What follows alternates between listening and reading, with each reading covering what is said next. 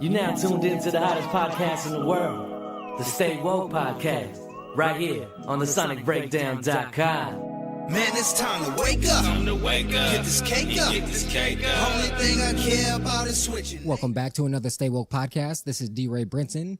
And you know the Stay Woke Podcast is presented by the SonicBreakdown.com. If you haven't checked out a review yet, again, you know you're slipping. So go to the SonicBreakdown.com, check out those reviews, and check out the articles as well. And I want to say again, thank you for listening to Stay Woke Podcast and continue to rock with us. So today we have a brand new episode, and it's going to be part of our new music segment. And you know, if we have the new music segment, we got to have my man Jason Terrell on it. So we got him to break down this Sci-Hi to Prince, No Dope on Sunday. So, man. What's going on, man? Thank you for having me again. No problem. I know you were telling me about, you were the first one to tell me about New Africa, his first single off this album. So I'm assuming that you were excited about this release. Is that the case? Yeah, man. I've been listening to Sci-Hi for a while. Like, just from Atlanta, some of the music I've heard, you know, coming out of Atlanta, he was one of the few artists I've heard consistently, dropping mixtapes consistently. I know this is his first full-length, like, album, but I mean, he's been dropping mixtapes since I was in high school. So I've always kind of listened to him and, like, checked it out. So I was waiting for this, very, you know, anticipating the project, but I'm glad it's here. Yeah, I am too. I wouldn't say that I know all of his mixtapes, but I'm very familiar with his work. And I was introduced to him through my love in listening to Kanye. So that's how I was introduced to Sci-Hi.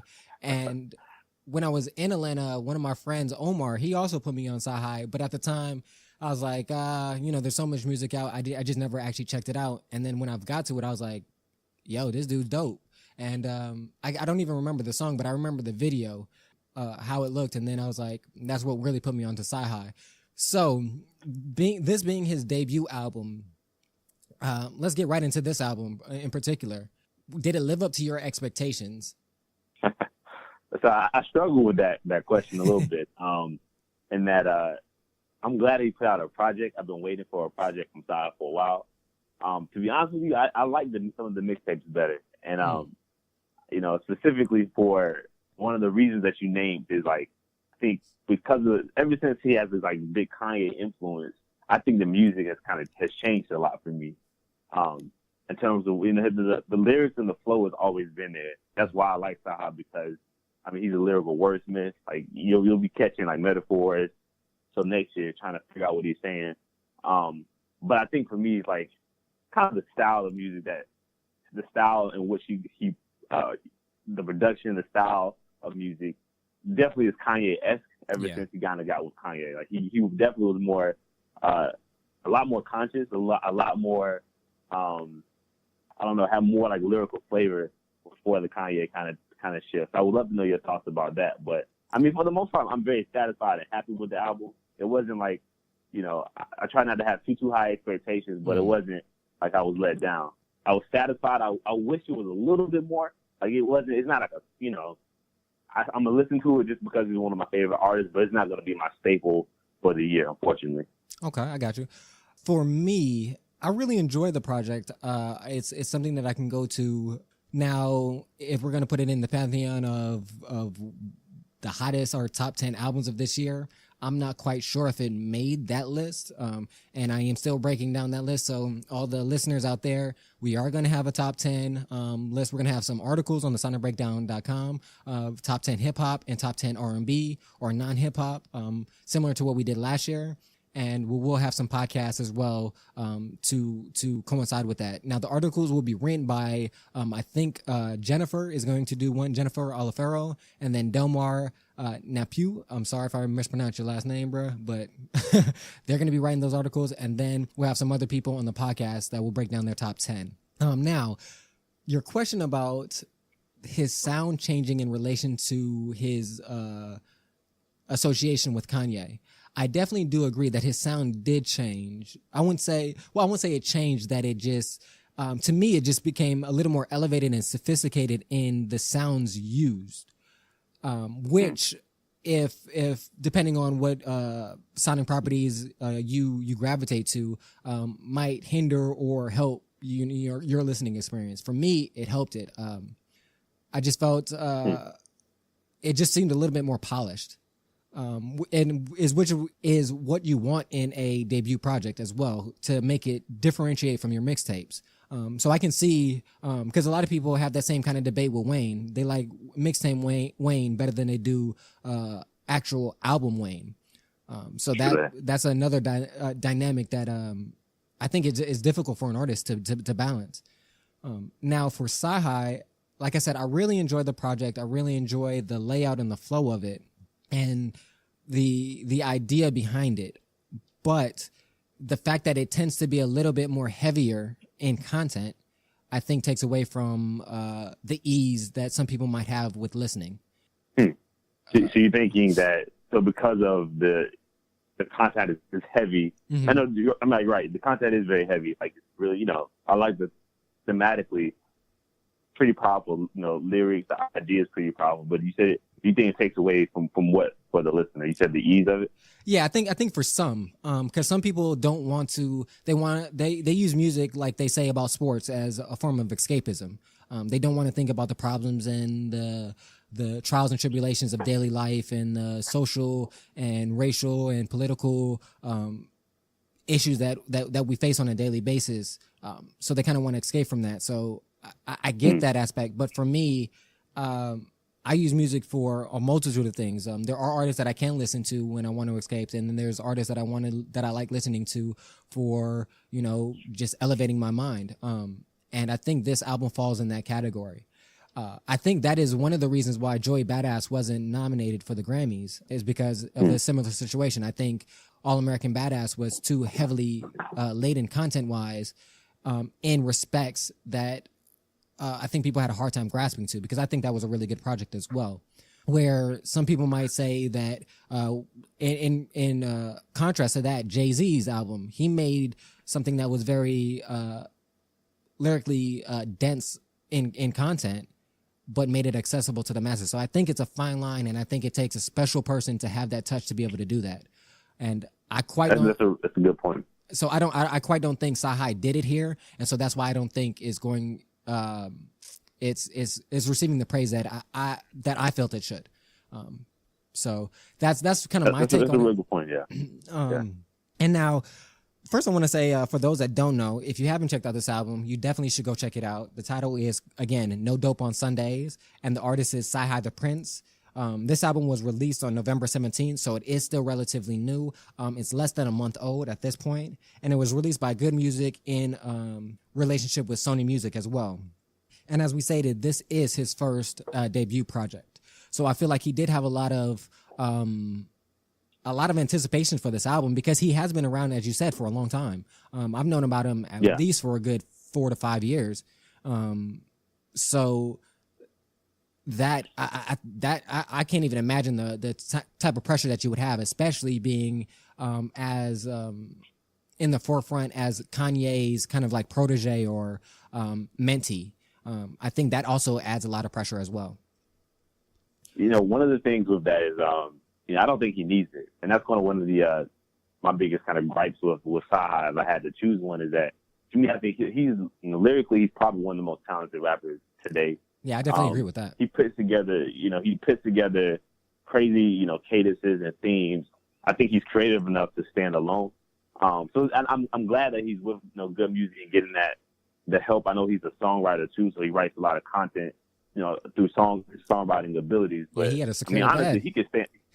Yeah, he could stand on his own, man. That's one of the things with the album. He had a lot of features on the album, which were cool. Like, there were good features. I like the Schoolboy song and the 2 Chainz song, and a lot of some R&B singles on the album. But to be real with you, he could have dropped a J. Cole that just had no features and just did it that way, and it would have stood alone. I would have liked to have heard that as well, but I think he can stand alone without Kanye. No, I definitely agree with you. I think he could stand alone. And I think the reason why this album was, again, so heavily feature-laden, it wasn't crazy feature-laden, but it was, there was 1, 2, 3, 4, 5, 6, 7, 8, 9 features. So that is, a lot of features. But I think a part of that was playing the political game of appealing to different crowds. They had Travis Scott to get that younger crowd. they had BJ the Kid and Jagged Edge to get that R&B, more of the I'm assuming the female persuasion to gravitate to the album. Estelle to give a lighter feel. And then you have, of course, you have to have Kanye. That's his mentee or mentor, rather. And then Schoolboy Q, 2 Chainz. But to me, I'd say my favorite feature out of all of them was the Ernestine Johnson and the Pusha T. To me, those were the standout features on the entire project. What about for you? Yeah. So I didn't know how to pronounce her name. So Ernestine, of the New Africa song. That was my favorite. And probably the Schoolboy Q was one of my favorites. I like the Pusha T track as well, but one of my favorite artists is one of the artists I like to follow, at least, is Schoolboy. So anything he's on, I have to rock with. And the beat was really nice for him as well. So, I like that one. I definitely agree that Schoolboy Q beat. Or what rather I should say, Moving Around. I do like the beat. It has a cool, nice bounce to it. Uplifting kind of feel to it. And then Schoolboy Q does what Schoolboy Q does on every feature. He killed it. It was a nice feature. They complemented each other very well. It didn't feel, because sometimes when I hear a Q feature, sometimes it feels like it should have been a Q song. Yeah, definitely. Where in this one, it feels like it could have been a Q song, but it also feels like it definitely Sahai put his imprint on it. And I think they blended together very nicely. So, yeah. But again, like I said, for me, that Pusha T feature, that just the No Dope on Sunday, that track, it just like he says on the end of it, it just felt like a conversation, but it felt like a dope ass conversation. So that's what I really liked about it, just the ease and how organic it felt. It didn't feel like they were making a song. It just felt like, there was nice production behind it, and they're just talking to you, but it worked. So and I feel like that's common. Every song had that feel of like it's not preaching to you. It just kind of fits like it's it's a message to it, it's a theme to it, but it's not overbearing. It's pretty smooth how everything kind of comes together. Exactly. I definitely agree with that because I just think the production on this entire project was very well done in helping with that aspect that you just brought up of where we have a message, but we're not cramming it down your throat.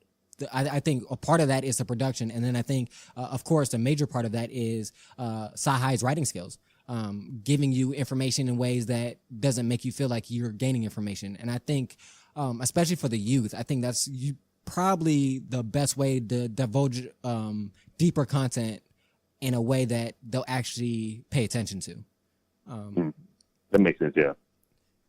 And what did you think about that Jagged Edge feature? So I'm not the biggest Jagged Edge fan, Jagged Edge fan in terms of like, I think I was maybe middle school when Jagged Edge was like really, really, popular. So it was okay for me. Like, I'm not the biggest Jagged Edge fan. Actually, that song was, if I had to choose like the songs where I kind of skip over or I really don't pay too much attention to, is actually that song and That Side by Kanye West. So those are the two songs where I'm skipping. I'm pretty much skipping. So I really wasn't feeling the song in general. What about yourself? For me, that song was fine. I just what I will say is it did, as soon as I heard the Jagged Edge, and I knew the sound, I knew it was kind of Jagged Edge before you even kind of introduced it, and it just brought me back, like you said, back to I believe middle school, high school, early freshman, or maybe freshman, sophomore year of high school, of Jagged Edge being, like really popping with Let's Get Married. And I just remember, like I said, I just remember the videos of them in them big fluffy fur coats, like baby blue color. Yeah, like baby blue color. Like I was like, whoa, this is weird. But so it kind of just brought me back to that, and it gave a nice nostalgic feel. And I also like the fact that he was like paying homage to his upbringing of Atlanta, in the South. Yeah. In essence, I just thought that was interesting, and tying it back because the '90s, especially '90s, early 2000s, was a big staple in hip hop and R&B, and just to pay homage to that, I thought it was nice. I will say it is not one of my top favorite songs though. I agree with you. It's lower on the ring of favorites. And I know that Jagged Edge, they're from Atlanta. Yeah. Is that right? Yeah. Yep. Okay. Yeah. So I didn't know that until I don't think I was like researching some of some of the songs, like some of the features, and I found that out. But yeah, but I get you. And I wanted to talk to you as well, especially with your religious background, with your family and stuff. What did you think about the concept of this album? Yeah, I mean that's pretty much like, I think that's why I connect with Saha the most, is because of his background. Like, he grew up in church, and I think, like, I remember in previous songs he would kind of tell the story of, he was a church boy, choir boy, never could listen to hip hop until high school and when he got a little bit older in life, and so it has a lot of religious themes throughout all of the songs, but in particular this album had, of course, like the whole idea of rest on the Sabbath, like on the Sunday you chill, you rest, and if you really almost like a call to action, like, look, if you have to, if you got to hustle, you got to do your thing, do it for from Monday to Saturday, and take Sunday off. And I really, for what it's worth, I appreciated the religious themes and undertones. Like, even in the interviews that he's been doing, I mean, he's been popping up with like the church priest collar, and kind of saying he's like the gospel, kind of talking around how Jesus was when he went to speak to the people, he was speaking to the sinners and to the prostitutes and people who were you're downtrodden. And that's kind of the logic that he's going with, is talking to the people at the bottom, so to speak, in society. So I appreciate that theme to it, just growing up in church and having that background as well. And I'll say for me, I definitely agree with you on that. And I even if you don't want to take it the religious route, I just like the fact that he's like you said, he's talking to the people that he feels like he can actually have an effect on and change. And throughout the album, there's a strong positive and motivational tone throughout it, is disseminating information in ways to steer from the negative and the bad things that can occur in those situations, but it always ties back to a more positive outlook on it, to me, or that's at least what I took from it. Even going, I definitely feel you. Yeah. Even going back to what you said about not working on the Sabbath day. In college, one of my close friends that I became friends with through college, he was a Seventh-day Adventist. And so that kind of took me back to that as well, because that was my first kind of interaction with a Seventh-day Adventist. I knew about it, but I never actually had, conversations and really got to learn more in depth about that particular religion and how they function. So to me, that just brought it back to that, as well as I like the fact that when he says about, not to work on the Sabbath day, it's not necessarily he's telling you, saying, hey, you must not work on the seventh day. He's basically, and he even alludes to it saying, if you're in a position where you can do that, you should, you know what I'm saying? But if you're not, do what you have to do to survive and make it. Like, I forgot the exact line, but there's a line in there basically saying, take that day off if you can, if you secured your bag, if you made enough money to do that, you know what I'm saying? And if you don't, get back to work and work until you can. And so I like that duality that he presents in a lot of the songs. Yeah, I mean, and that's kind of, to me, it was more of a charge, like, like you should want to be in a financial position where you can't take off on Sunday. Like, almost like you need to do better. You need to be, you need to go out there and do more, whatever your circumstances are, so you can take the Sabbath day. And even if, like, I think of, like, you mentioned your friend who's in the Seventh-day Adventist, like, I grew up Methodist, but for the most part, like, even still to this day, I always take, like, one day just to not do anything, like not touch my computer. Normally it's like a Saturday for me. It's like my quote unquote Sabbath, but I just like the idea of rest and how, you kind of rejuvenate your body and just clear your mind up. So I appreciate that theme, and specifically the audience that he's talking to. Like, he's truly talking to people who, like you mentioned a little bit earlier, might not necessarily get these images and messages anyway. I can't complain with that. Yeah. One of the things I do want to touch on is the single of New Africa, because if you take a look at the track list, to me, New Africa, it fits sonically, but then if you go into the content, it fits as well, but it doesn't quite fit as thematically as the others seem to fit, to me. Not at all. But if you're talking about that positive motivational aspect of it, that's where I see that it still fits in. What did you think about that and how it fit in the chronological order of the track list? Yeah, I thought he threw that in there. So when I was listening to the album, I don't look at the track list ahead of time. Yeah, me too. When I just let heard it play, and then yeah, I just let it play, and just kind of get whatever emotion I'm going to get from it. But so when I heard it, I was shocked just because that song came out in March or a little earlier this year. So I feel like that was just one of either he needs some space or it is a dope song. So I appreciate it. I appreciated the song. It didn't fit at all. It didn't fit the theme, but it does fit in with his overarching theme of positivity, of kind of like uplifting the Black community. Really embracing Black culture, and Black community. So I appreciated him throwing that in there. That's still one of my favorite songs. I like to play. So I appreciate it. I would say I like I said, I definitely agree with that. It like we said, it fits in the overarching thing, but it doesn't quite fit into the album. I do feel similar to what you were saying. Is basically he got a lot of buzz from it. He knew people would gravitate to that song, so it's kind of threw it on there. To be honest, those are the things that tend to frustrate me with music, because but again, on the other side, I do understand it's a business. You got to do what you think is going to help the business prevail. And if you have a hot single that people are gravitating to, and that might only cop this album because that single's on there, then it makes sense. But from an artistic aspect, taking the business out of it, those are the things that really bother me. Like with J. Cole's album, I didn't feel any of that. I didn't feel any projects were pushed for a potential business gain. It was more about, does it fit the project? And several other artists, I feel like, do that same thing. So it was a little bit of a disappointment, but again, the song was so good that it's not that big of a deal. But, yeah, it's the same. I mean, to me, that theme always needs to be talked about. So I wish he would, in the future, hopefully still talks about that theme, but maybe, of course, change the song.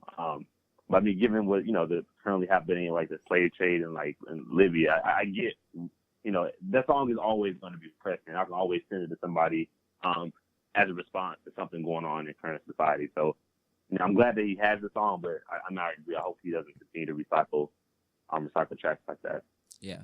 And one thing that I will say as well is, because when that was the first, you're the one that, like I said, you put me on that song. And so when I heard it, I thought that the theme of the album was going to be very Afrocentric, that type of theme that fit with New Africa. So listening to the album, it kind of threw me off. Like I said, I still enjoy the project, but I would really love to see him take on a full project that sticks with that one theme that he presented on New Africa, and kind of builds on that. I think that would be a very interesting and dope project, and I would really love to see him tackle that. And I think he has I know he has the wordsmith ability and the lyrical content to elevate that kind of conversation and really bring to light some things that I think a lot of people don't take into consideration in regard to those type of topics. I can't really. I think there's very few artists, I think, that would be able to discuss this topic in a way that he could, out of the younger or more current rappers today. Yeah, I agree with you 100%. I think so. Every February, I know he does like a Black History tape. Like at least like he's done them a couple of times, maybe 3 or 4 times. So he's like, I think he's on maybe like the 3rd one now, maybe 2nd or 3rd. Don't quote me on that one, but. Yes, I mean, I know he talks about this content and he does put it into like mixtape. So, but I would love for that to be actually his album and his coming out and say, this is what this is what the type of messages I'm promoting. And I know, again, like you mentioned, he has the lyrical capability to make it sit, make it hit home, make everyone kind of listen to it. Because he's just that clever with his word choice. Yeah. And it's not just the fact that he's, for me, it's not just the fact that he's clever with his word choice or that, he's very intellectual.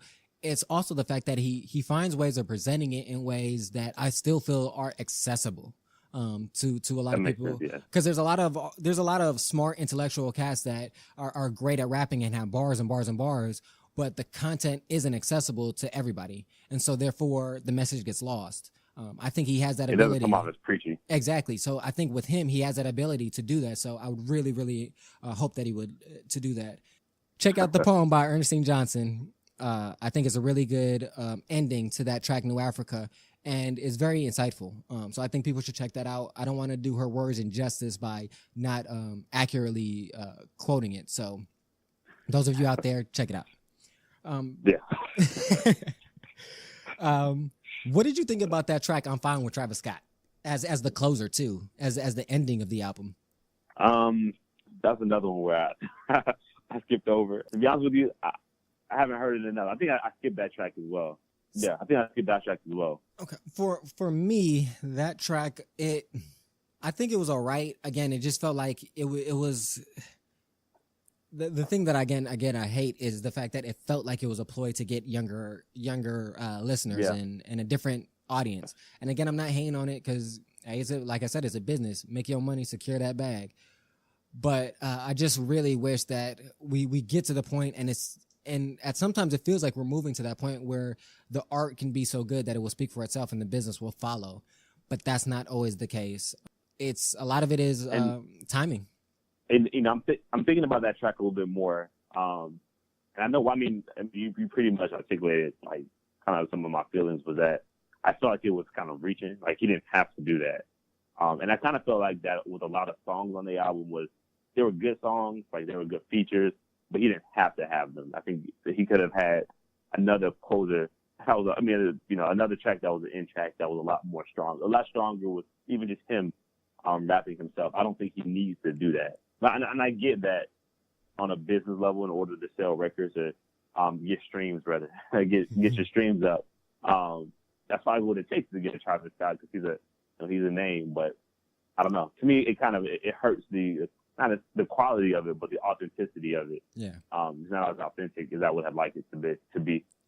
Hey, Sai trying to tap into that Kardashian Jenner money with Travis Scott. He is with that Kanye. Me trying to get this whole little triangle. I don't think, and that's why I don't think he needs to even tap into that realm. He's open up to have his own following and his own, mentees that look up to him. Like he's that clever and that dope of an artist. So, hopefully he sees that about himself and he does his own thing. But we'll see. Taking off of that, I want to go back a little bit and go back to before this project came out. Why do you think it took so long for this project in particular to come out? Because as we said, I've known about Sci-Hi for a long time. You've known about Sci-Hi even longer, but yet this is now the first time we're getting his debut album.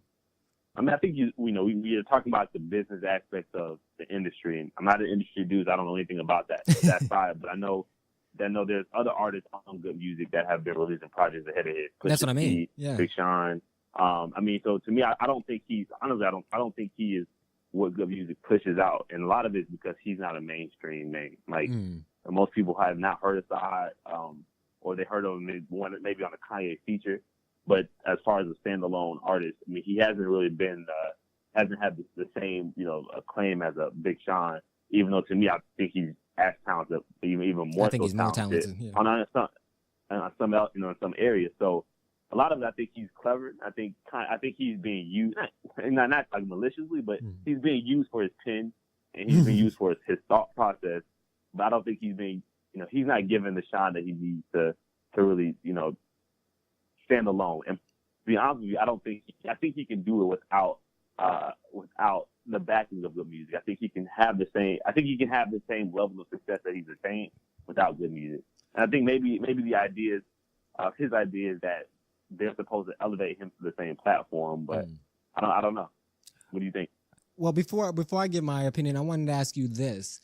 Do you think on his own, or even with the backing of Good Music, that his content and what he brings to the table would be accepted and embraced by mainstream society, the masses?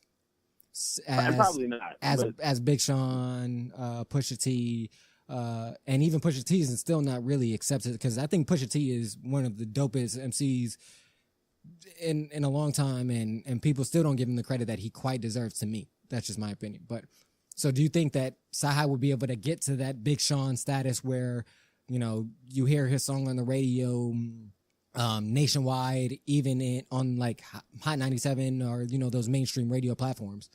Do you think his contact matches with those? No, I don't think so. I think that, personally, I think my favorite types of artists are the artists that hold true to that authentic vibe. So like the Currency would be an artist that I will always go to, because he doesn't he tried to have like one song that was radio play. It didn't really. I don't think it worked that way. But for the most part, he always releases mixtapes. He's on the ground. He has a kind of the cult following. I think Saha has some of the similar attributes. I think he's not a mainstream artist. I think that's just not his lane. He doesn't have the same appeal. And I think he's a little bit more conscious. I think he's too conscious to really on the individual level to kind of get into that ball game. I don't think he has it. But I do think he can develop a cult following and fans that will travel to see him, and I'm sure he can sell out shows alone if he wants to go on concert. I haven't even seen his concert, see him in concert because I don't even know if he does tour dates or like solo tour dates. So I think maybe he needs to change his business model personally, but I don't know if he will be at the same level or the same acclaim as a Big Sean. See, I agree with you. I don't think his content wise, or I don't think he presents his content in a manner that will be accepted by the mainstream, and I don't think that he should. Similar to what you're saying is, I like his content. I like the way that he presents it, and I think if he changed that, I wouldn't like it.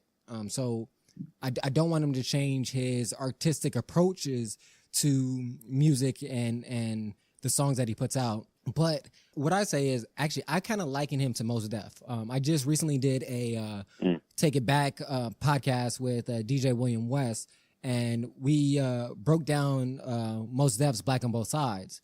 And going back to that album in particular, that's very, very Black empowering album. Sci-Hi reminds me of Mos Def in that regard, that he has that same kind of content, that conscious content, and he presents it in a unique and interesting way. I just don't think, because Mos Def, if you asked, 100 people on the street, they might remember the name, but they might not be able to tell you the song. But then if you ask 10 hip hop heads, all of them know Mos Def. All of them know Umi Says. At the least, Umi Says. You know what I'm saying? So I think Sci-Hi can get into that realm of, like you said, because Mos Def has a cult following. Mos Def can drop an album right now, and it can be trash, and people gonna buy it. People gonna buy it because he's Mos Def. Yeah, you're right. I think that's the kind of path that Sci-Hi looks like he's on, or that he could be on, and I think he's trying to break away from that. But I don't know if that's necessarily a good thing. I mean, this album here is following I Want to Be Mainstream path personally. So like that's again, the songs were dope, content was dope, but because of how the album felt, it felt like it was an attempt to pop on the mainstream level. So I agree with you. I think he has this, like, most Def kind of speak a little bit in terms of that conscious lyricism and a cult following, and I wish he would just embrace it. Like, sometimes it's just like, look, this is who I am, this is my lane. I think of like Jay Electronica, someone like that, where I hear people talk about how dope he is, and he hasn't released his couple of songs. So, I think people have those cult followers, and Saha can definitely have that, but you gotta live it, you gotta own it too. No, definitely. I want to ask you then, what do you anticipate for his next project? I want to hear an album where it's just him. I want to hear him just rap.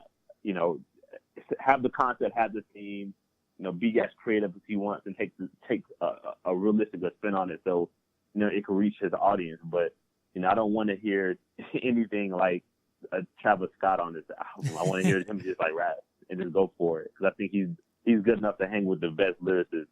Definitely today, and probably, like, I would argue, lyricist period. I mean, he has that capability. I want him to just do it. No singing, no sing songs. I just want him rap personally. But I'm more of an authentic, like, straight up fan. So I don't want to hear any of those features. So that's my hope is. I know he has mixtapes where he does that. But I want to hear him say, this is my album, because when you stage your album, I think it does put a little bit more, it puts more weight behind it and holds yourself accountable because you're tracking your numbers. So I want him to actually put that out as an album and see what happens. I think he'll be surprised and shocked about it, but I think he has a following. It can develop a following of people who rock with him. I'll say for me, I would want, like I said, I would want him to make a complete album that is centered and focused on the topics that he brought up in New Africa. I would like that to be the theme of it. And I wouldn't mind features, but I would like the features to be relevant and consistent in the theme that he's going to be talking about and fits the sound. So one of the ideas I have would be him doing one of the tracks, because again, this Mos Def comparison, it really has me intrigued. I would like to see him do a track with Mos Def that encompasses one of the themes from New Africa, and possibly have a production similar, have Mos Def produce a track because similar to Umi Says, or maybe even like a remix, or Umi Says 2, because a lot of those themes on Umi Says fit some of the themes that can be incorporated into New Africa. I think that would be pretty dope. And then another feature that I would put if I was executive producing this, Sahai, hit me, I can do it. But I would have Talib Kweli as well on another track. Oh man, to kind of incorporate that, because they talk about similar themes, and I think it's not a stretch to have Talib Kweli or Mos Def. They would be able to match the lyric. There would be no downside to lyrical content by either of those features, as well as you don't have to change the production to suit them. They'd be able to rock on any production that he picked. And then I would like to have one consistent producer, and I wouldn't want it to be Kanye. Nothing against Kanye. I love Kanye as a producer. I just don't think his sounds necessarily work and gravitate with really conscious tracks. Not saying that he can't, but I think the person that I would have as the executive producer, or as the main producer for the entire album, would be somebody like No ID. Because I think he can get the type of production that would have Sahai giving very introspective, very hard, laden content that fits the themes that we've been talking about. So that would be what I would, if I was on the record label or something, that's what I would whisper into Sahai's ear to maybe get that. And I think that would be a really dope project.